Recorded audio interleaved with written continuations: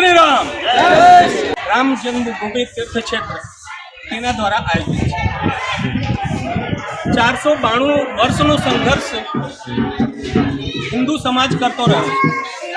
एना पछी आजे पुण्यनो लाभ छे ए हिंदू समाजना सिरे आवेलो छे। एटले सर्व समाज खूब उत्साहित छे, उल्लासपूर्ण छे અને તે દિવસે ખરેખર 14 વર્ષે જે રામ પાછા આવ્યા એ દિવાળી લોકોએ જોઈ, જે અમે નથી જોઈ।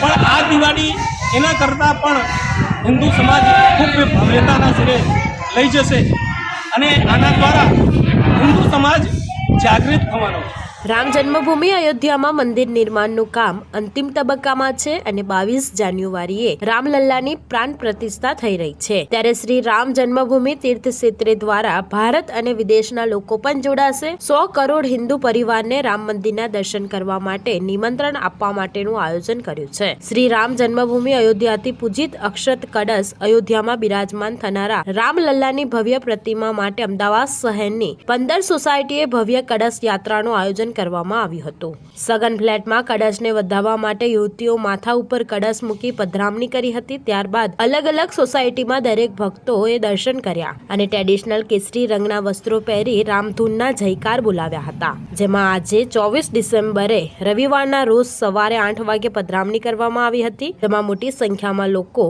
કળશની પૂજા અને દર્શન માટે ઉમટ્યા હતા। જેમાં સગુન સોસાયટી, વશિકા અહન સોસાયટી, ગંગા સોસાયટીએ રામ ભજન સાથે ધૂમ બોલાવી હતી। અક્ષત કળશ યાત્રાની પૂજા અને દર્શનનો લાભો તમામ ભાઈઓ બહેનોએ લીધો। સૂર્યાસ્ત પહેલા પવિત્ર અક્ષત કળશને કલ્પતરુ પાર્ક મહાદેવ મંદિરમાં લઈ જઈ યાત્રાની પુનઃહિત કરી હતી। સ્ટાર ન્યૂઝ 7 હંમેશા સચ્ચાઈની સાથે।